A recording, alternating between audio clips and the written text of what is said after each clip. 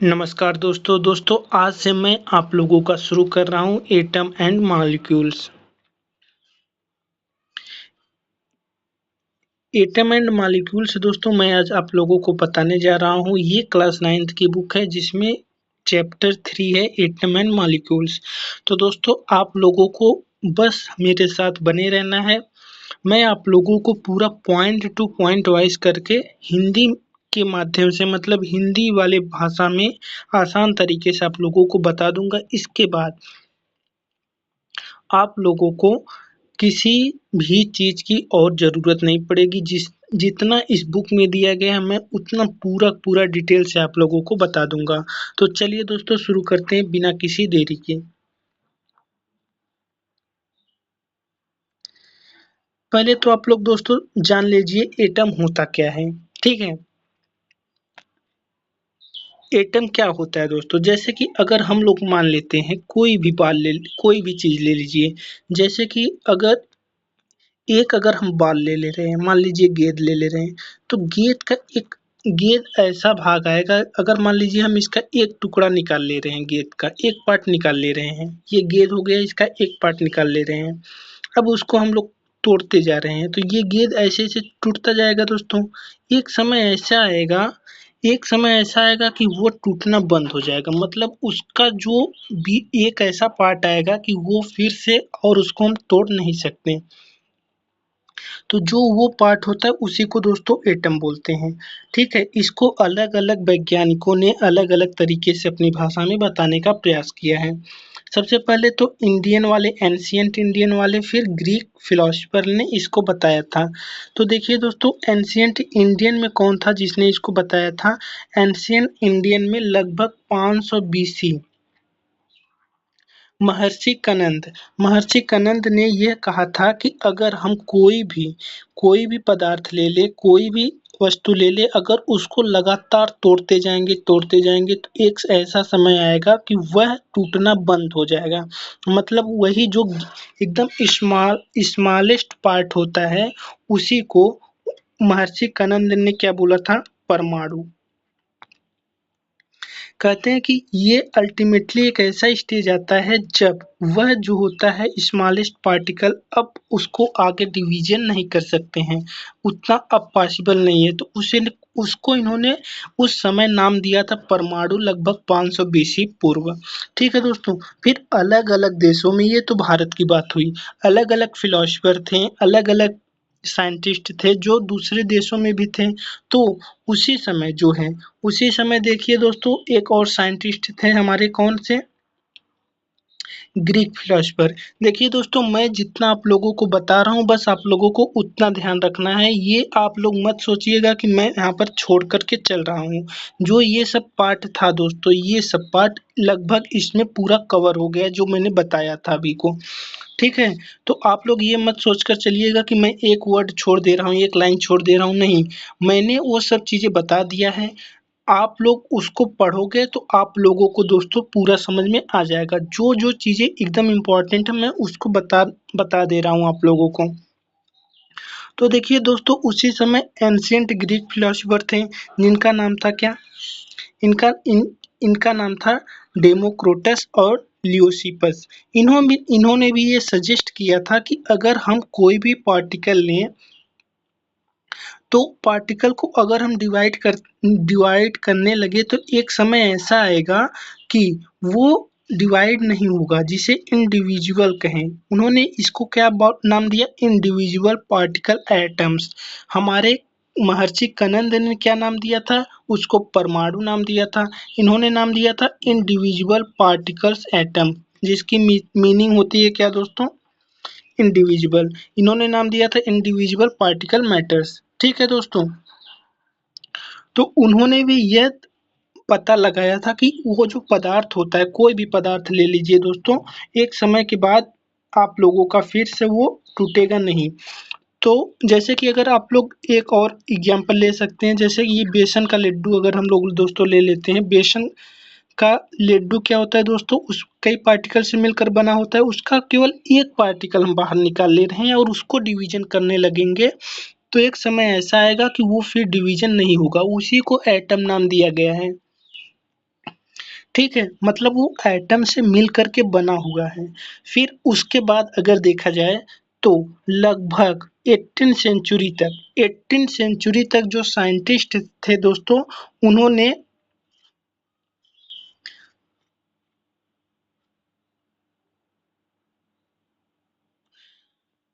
उन्होंने ये डिफरेंस पता करने का प्रयास किया था दोस्तों, जो एलिमेंट्स होते हैं और कंपाउंड्स होते हैं उस उसमें उसमें क्या डिफरेंसेस होता है उसको पता करने का प्रयास किया था। हालांकि जब 18 सेंचुरी से पहले की बात किया जाए, मतलब 18 सेंचुरी से पहले की बात किया जाए, तो ये सब उतना पॉसिबल नहीं था, उतना डिफरेंस नहीं पता चल पाया था। लेकिन 18 सेंचुरी के बाद से अब डिफरेंस पता लगाना प्रारंभ किया गया कि इसमें एलिमेंट्स क्या होता है, कंपाउंड्स क्या होता है, कैसे मिलकर के बना होता है, इसकी क्या-क्या विशेषताएं होती हैं। तो सबसे पहले ये काम किसने किया था? ये काम किया था एंटोनियो लेवोसियर ने। एंटोनियो लेविसियर ने ये काम किया था दोस्तों। जिसे क्या बोला जाता है, लॉ ऑफ केमिकल कॉम्बिनेशंस। अब देखिए दोस्तों, लॉ ऑफ केमिकल कॉम्बिनेशंस होता क्या है? तो चलिए दोस्तों देखते हैं लॉ ऑफ केमिकल कॉम्बिनेशंस होता क्या है। तो दोस्तों ये मैं आप लोगों को बता रहा हूँ लॉ ऑफ केमिकल कॉम्बिनेशंस होता क्या है। जैसे कि इन्होंने एक फ्लास्क लिया। फ्लास्क मतलब दोस्तों एक शीशे की बॉटल। बॉटल लिया, शीशे का था बॉटल ये। अगर आप लोग लैब में जाएंगे तो आप लोग देखेंगे। तो जब इसको इन्होंने लिया फ्लास्क, तो इन्होंने ये क्या काम किया, इसमें दो सॉल्यूशन ले लिए। सॉल्यूशन आप कोई भी ले सकते हो दोस्तों। सॉल्यूशन अगर एक में अगर एक एक्स वाला पार्ट है, एक वाई वाला पार्ट है, जिसमें एक आप कॉपर सल्फेट ले रहे हो, दूसरे में आप सोडियम कार्बोनेट ले रहे हो। फिर अगर दो वाला पार्ट देखा जाए, बेरियम क्लोराइड दूसरे में ले रहे हो, फिर एक में सोडियम सल्फेट ले रहे हो, या फिर लेड नाइट्रेट ले रहे हो और सोडियम क्लोराइड ले रहे हो। इसका कितना भी पार्ट आप ले सकते हो, ठीक है। थोड़ा-थोड़ा पार्ट लेकर के इन्होंने बताने का प्रयास किया। तो यहाँ पर दोस्तों आप लोगों को समझाने के लिए ये बताया गया कि एक तो सॉल्यूशन Y है, ये वाला नीचे वाला पार्ट Y है, और ऊपर वाला पार्ट क्या है, X है, जो बड़े वाले छोटे वाले फ्लास्क में है। तो इसको इन्होंने लिया दोस्तों, तो पहले जब लेने से पहले इन्होंने इसको नाप लिया। इसके वेट को इन्होंने पता कर लिया कि इसका वेट पहले कितना है। तो जब इन्होंने इसका वेट पहले ही पता कर लिया, फिर उसके बाद जब इन्होंने इसमें आग लगाया। आग लगाया मतलब दोस्तों इसको जब गर्म किया गया, तो ये दोनों पार्ट जो है एक दूसरे में मिल गए। तो मिलने के बाद दूसरा पदार्थ तैयार हो गया। अब क्या होता है दोस्तों, जब ये मिल गए, दूसरा पदार्थ भी तैयार हो गया, तो इन्होंने फिर से उसका वेट किया। जब वेट किया तो उन्होंने देखा कि जो पहले वेट था, फिर भी वही वेट अभी भी है।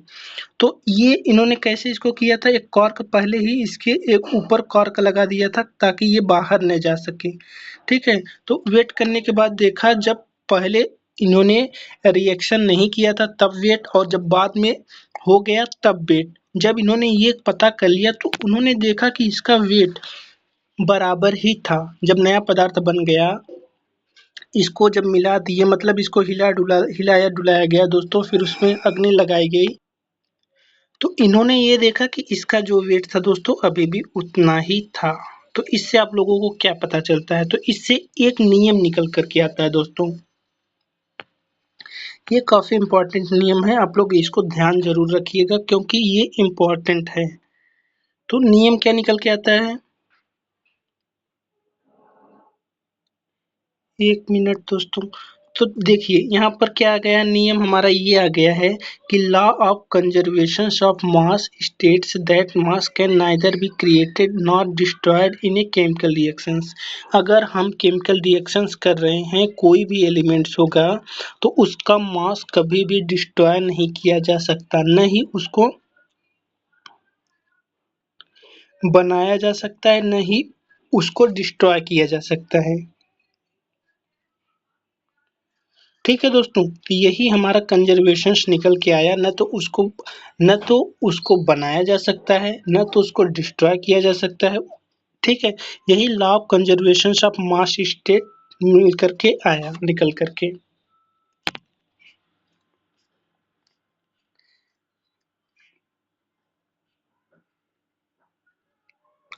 अब देखते हैं दोस्तों क्या है लॉ ऑफ कांस्टेंट प्रोपोर्शंस। ये क्या होता है लॉ ऑफ कांस्टेंट प्रोपोर्शंस, इसको देख लेते हैं। देखिए दोस्तों, ये कहा गया है कि अगर आप कोई भी कंपाउंड्स ले रहे हैं, दो या दो से अधिक एलिमेंट से मिलकर के बना हुआ है, तो उसका जो रेशियो होगा दोस्तों वो समान मात्रा में होगा। क्या होगा, उसका रेशियो जो होगा वो समान मात्रा में होगा। जैसे अगर हम लोग मान ले रहे हैं कि हम लोग वाटर ले रहे हैं दोस्तों, वाटर क्या होता है, वाटर होता है H2O। क्या होता है दोस्तों, H2O। हाइड्रोजन कितना है इसमें, 2 है। इसमें ऑक्सीजन कितना है दोस्तों, 16 है। इसका रेशियो देखा जाए कितना होगा, 1 और 8 होगा। तो अगर ऑक्सीजन का रेशियो देखा जाए दोस्तों 1 और 8 होगा, वो हमेशा रहेगा। 1 और 8 के रेशियो में ही ऑक्सीजन, हाइड्रोजन और ऑक्सीजन का प्रोपोर्शंस रहेगा। जैसे अगर हम लोग दोस्तों अमोनिया ले रहे हैं, मान लीजिए अमोनिया ले रहे हैं, NH3 जिसका नाम होता है, NH3, इसका कितना होता है दोस्तों, 14 होता है। और इसका कितना होता है दोस्तों, हाइड्रोजन का 1, इसका मास ले रहे हैं दोस्तों। मास कितना होता है, नाइट्रोजन का मास अगर देखा जाए तो नाइट्रोजन का मास जो होता है वो कितना होता है, 14 होता है। ठीक है, आप लोग दोस्तों 1 से लेकर के 25 तक, 1 से लेकर के 25 तक एटॉमिक नंबर और उसका मास याद कर सकते हैं। गूगल पर आप लोग सर्च करेंगे दोस्तों, जिसमें hydrogen, helium, lithium, beryllium, boron, carbon, nitrogen ऐसे करके मिल जाएगा। और आप लोग दोस्तों कोशिश करिए एक एक दिन में 10-10 तो याद करिए, और 2 दिन में उसको याद करके ख़त्म कर लीजिए, ताकि ये आप लोगों को कंफ्यूज न करे। जैसे ये नाइट्रोजन होता है दोस्तों, नाइट्रोजन 14 हो गया और हाइड्रोजन कितना हो गया, 3 हो गया। अब इसको हम फर्दर डिवाइड नहीं कर सकते, इसलिए इसका रेशियो कितना हो गया, 14/3। कोई भी पदार्थ अगर नाइट्रोजन का रहेगा तो उसका ये हमेशा नाइट्रोजन अगर अमोनिया अगर लिया जाए तो उसमें हाइड्रोजन और नाइट्रोजन का रेशियो जो होगा हमेशा 3 और 14 ही रहेगा।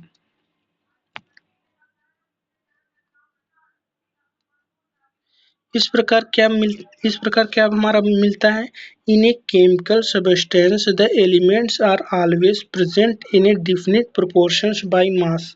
अगर कोई भी केमिकल सबस्टेंस है तो उसमें जो एलिमेंट्स होता है वो प्रेजेंट रहता है एक डिफिनिट प्रोपोर्शंस में, उसके मास के द्वारा। ठीक है, जो भी मास रहेगा उसमें एक डिफिनिट प्रोपोर्शंस में वो रहता है।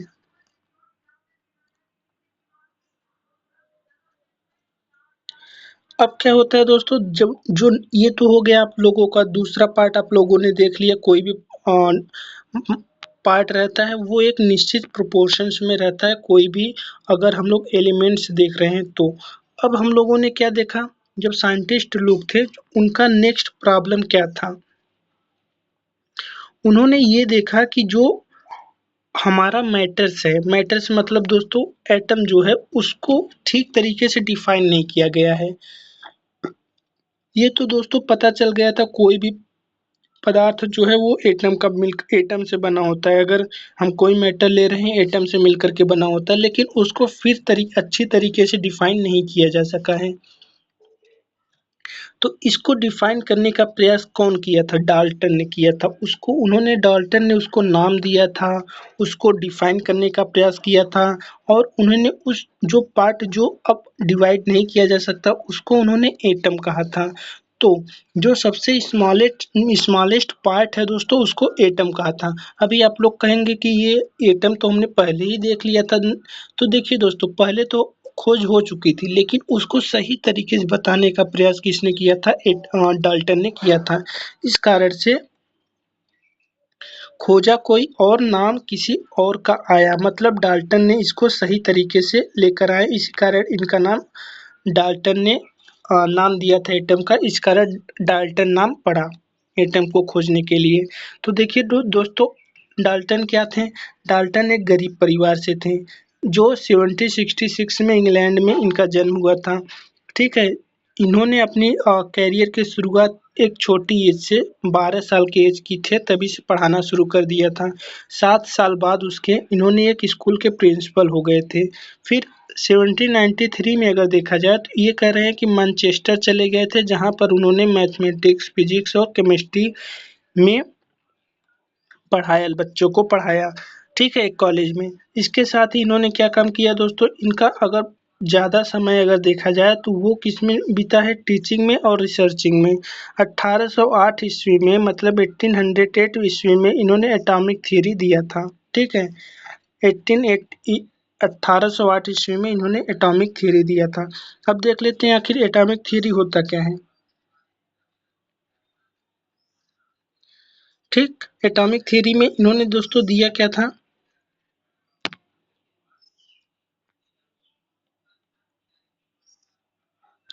ये देखिए, कह रहे हैं कि matters is very tiny particles called atoms. जो मैटर्स होते हैं वो काफ़ी छोटे चीज़ों से मिलकर के बने होते हैं जिसे हम लोग एटम कहते हैं।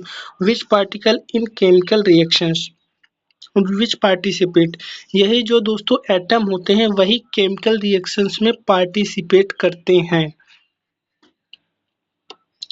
ठीक है, दूसरा क्या है, atoms are individual particles which can not be created और destroyed in a chemical reactions.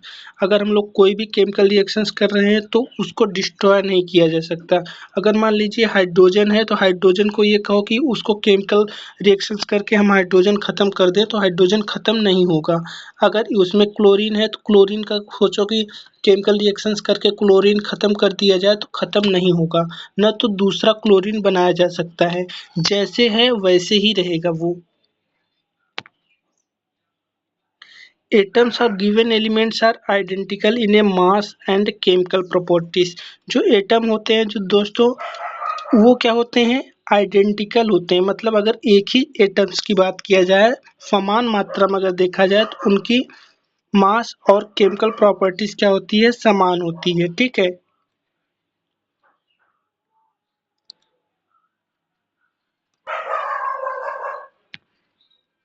अब देखिए दोस्तों क्या बोला जा रहा है, कह रहा है एटम्स ऑफ डिफरेंट एलिमेंट्स। अगर अलग अलग एलिमेंट्स हो गए हैं तो अलग अलग एलिमेंट्स आएंगे तो उसके मास भी अलग होंगे, केमिकल प्रॉपर्टीज भी अलग होगी।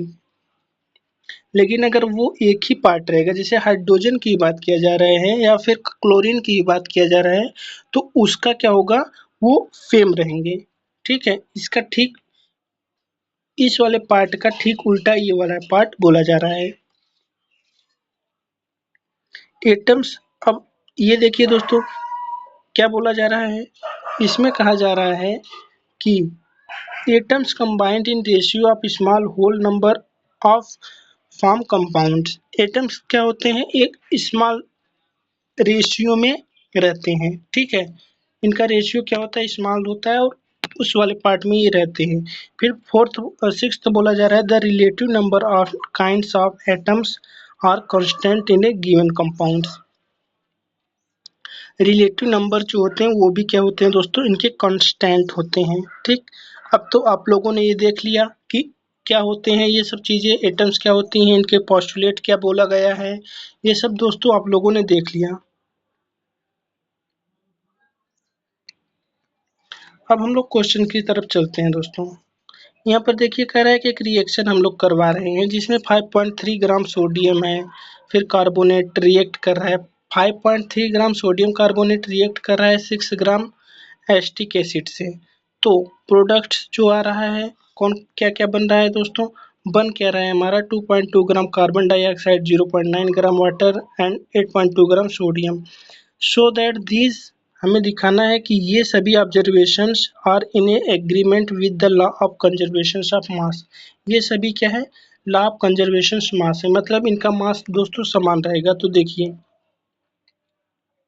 अगर इसी वाले पार्ट की बात किया जाए तो कितना था दोस्तों, 5.3 ग्राम था। इसको किससे मिलाया गया है, 6 ग्राम हमारा एस्टिक एसिड से मिलाया गया है। तो हमारा पूरा कितना आ रहा है दोस्तों, 3 6 5 11, मतलब 11.3 ग्राम को हम लोग मिला रहे हैं। तो 11.3 ग्राम हमारा बनना भी चाहिए। तो देखिए दोस्तों कितना बन रहा है, हमें प्रोवाइड हो रहा है 2.2 ग्राम कार्बन डाइऑक्साइड, 0.9 ग्राम हमारा क्या हो रहा है, वाटर बन रहा है, 8.2 ग्राम हमारा क्या बन रहा है, सोडियम एसीटेट बन रहा है। तो ये अगर हम लोग ऐड करेंगे तो यहाँ पर 3 आ जाएगा, ये भी 11.3 हो गया। तो ये दोस्तों बनने से पहले था, ये बनने के बाद है। तो इस प्रकार हम लोग कह सकते हैं कि जो रिएक्शंस हमने करवाया है तो वो मतलब सेम रहेगा, जैसा पहले है दोस्तों वैसा ही बाद में रहेगा, इसमें कोई भी कमी नहीं आएगी। यही हमारा क्या कहता है, यही हमारा लॉ ऑफ कंजर्वेशन ऑफ मास कहता है। लॉ ऑफ कंजर्वेशन ऑफ मास हमारा क्या बोलता है, यही बोलता है। ठीक है। दूसरा देखिए कह रहा है कि दोस्तों हाइड्रोजन और ऑक्सीजन कंबाइन करते हैं रेशियो 1.8 में। ठीक है।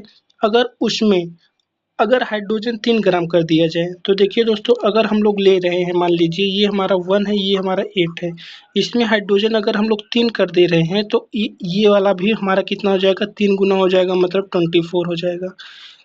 अब इसको काटेंगे तो भी हमारा 1 और 8 की रेशियो में आ रहा है। तो ये कह रहा है कि रेशियो हमेशा क्या होता है दोस्तों, समान ही रहता है। ठीक है। अगर यहाँ पर हम लोग हाइड्रोजन 3 ग्राम कर रहे हैं तो हमें ऑक्सीजन भी 24 लेना पड़ेगा। अब आप लोगों को ये बताना है विच पॉस्टुलेट, जो अभी पॉस्टुलेट आप लोगों को पढ़ाया गया है डाल्टन का एटॉमिक थ्योरी का, is the result of the law of conservation of mass. Mass का कौन सा कंजर्वेशन है, आप लोगों को किसको बताना है।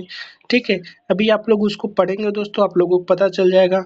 ये वाला भी आप लोगों को बताना है कि कौन सा एक्सप्लेन कर रहा है डिफिनिट प्रोपोर्शंस में। ठीक, इतना आप लोग जरूर बताइएगा दोस्तों पढ़ करके उसको। अब देखते हैं एटम क्या होता है दोस्तों। चलिए, अब एटम की, अभी आप लोगों ने एटम को विस्तार से देख लिया था, अब चलिए दोस्तों उसको और भी तरीके से देखते हैं कि आखिर एटम के बारे में और क्या बोला गया है।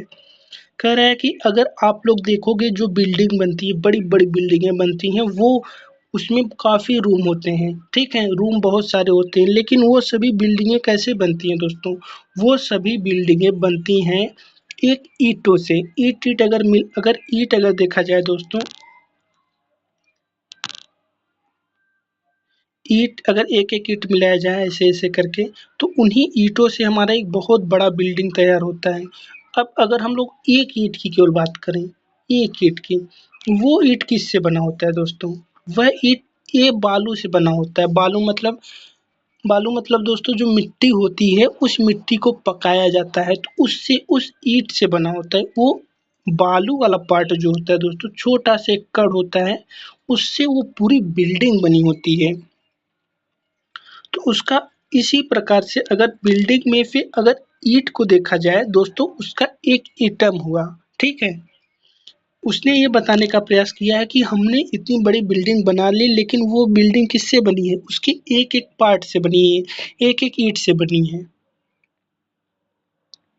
अब कह रहा है कि यार ये बताओ हमें कि यार इतने बड़े एटम कितने बड़े हो सकते हैं। तो देखिए दोस्तों, एटम तो इतने मतलब एटम तो बड़े तो बहुत होते नहीं हैं। एटम मिल मिलकर बहुत बड़ा चीज बनता है। तो एटम जो होते हैं दोस्तों, बहुत छोटे हो सकते हैं, बहुत छोटे, इतने छोटे कि हम लोग इसका इमेजिन भी नहीं कर सकते हैं। जब मिलियंस ऑफ एटम मिलते हैं तब जाकर के हमारा क्या बनता है, कोई भी पार्ट बनता है। तो चलिए दोस्तों देखते हैं यहाँ पे हमारा, जैसे कि अब देखिए दोस्तों यहाँ पर रेडियस की बात कर रहा है। रेडियस क्या होता है, जैसे ये वाला पार्ट हो गया, उसका रेडियस ये वाला पार्ट होगा। मतलब अगर एटम है तो उसका ये रेडियस इतना होगा। तो उसमें इसको बताया गया है। देखिए इसने क्या कहा है, इसने कहा है कि रेडियस जो होता है वो नैनोमीटर में इसने बताया है कि 1.10 के पावर 9 बराबर 1 नैनोमीटर, 1 मीटर बराबर 10 पावर 9 नैनोमीटर। इसी प्रकार 10 पावर -10 बराबर जो होता है वो एटम ऑफ हाइड्रोजन होता है। इसी प्रकार 10 पावर -9 क्या होता है, मॉलिक्यूल्स ऑफ वाटर्स होता है। वाटर का एटम मतलब दोस्तों रेडियस, जैसे वाटर जिस जिस पार्ट से मिलकर के बना हुआ है, जैसे वाटर बूंदों बूंदों से मिलकर के बना होता है, तो उसका एक बूंद का रेडियस 10 पावर -9 है। इसी प्रकार मॉलिक्यूल्स ऑफ होमोग्लोबिन, होमोग्लोबिन मतलब दोस्तों जो खून होता है उसका एक पार्ट निकाला जाए तो उसका रेडियस 10⁻⁸ हो जो होगा उसको देखा गया है। इसका मतलब अगर आप लोग देखा जाए लिखा जाए दोस्तों तो 1.000 कर करके ये 8 तक जाएगा, यहाँ तक आएगा दोस्तों, इतना रेडियस है, इतना 10⁻⁸। आप सोच सकते हैं कि कितना छोटा हो सकता है। इसी प्रकार अगर देखा जाए तो ग्रेन ऑफ सैंड का रेडियस 10⁻⁹, आंट का 10⁻³ और एप्पल का 10⁻⁻1। एप्पल का तो दोस्तों थोड़ा बड़ा होगा, 10⁻⁻1 मतलब यही 0.1। ठीक है,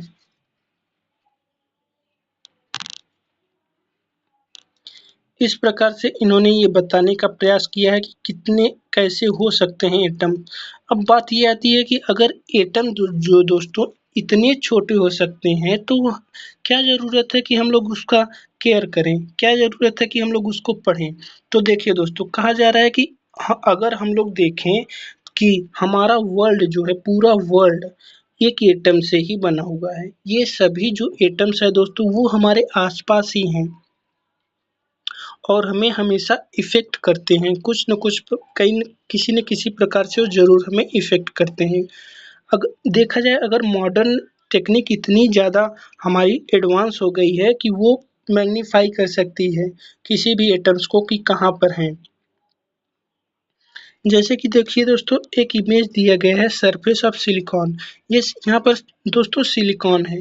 सिलिकॉन्स के एटम देखिए कैसे हैं। ये सभी सिलिकॉन है। सिलिकॉन के एटम्स इस प्रकार से यहाँ पर दिया गया है।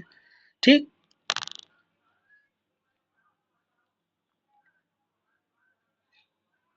अब कह रहा है कि what are the modern day symbol of atoms different elements. अब कह रहा है कि जो मॉडर्न डे है मतलब आज के समय में जो हम लोग सिंबल पढ़ रहे हैं किस चीज़ का एटम का वो किस प्रकार से है।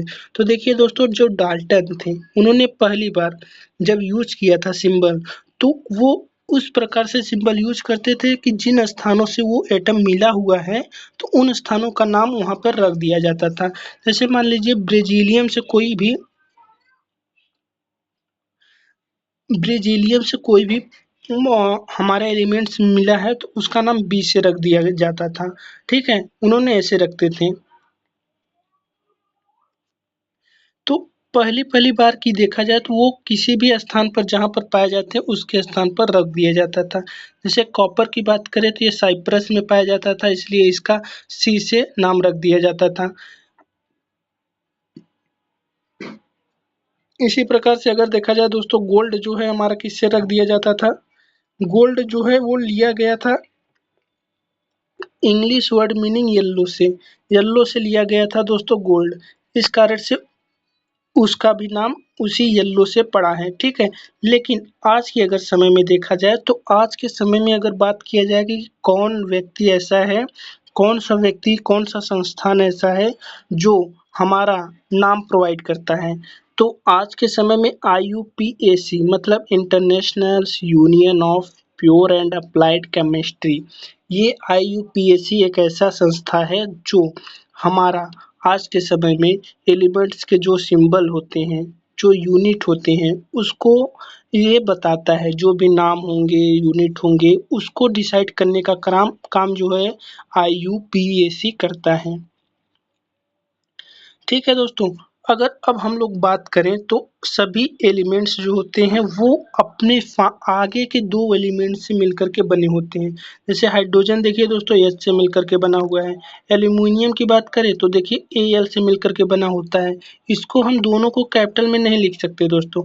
एक अगर कैपिटल होगा दूसरा हमारा स्मॉल लेटर में लिखा जाएगा। अगर एक कैपिटल M है तो दूसरा स्मॉल Mg होगा मैग्नीशियम। तो इस प्रकार से दोस्तों ये दोनों को अगर हम एम और जी अगर लिख दें तो ये गलत हो जाएगा। तो कहा जा रहा है कि अगर एक कैपिटल लेटर है दूसरा स्मॉल लेटर यहाँ पर लिखा जाता है। जैसे कि देखा जाए यहाँ पर कोबाल्ट की बात किया जाए तो कोबाल्ट किस प्रकार से लिखा जाता है सी और ओ। ठीक है, इसको हम इस प्रकार से नहीं लिख सकते सी और ओ कैपिटल में।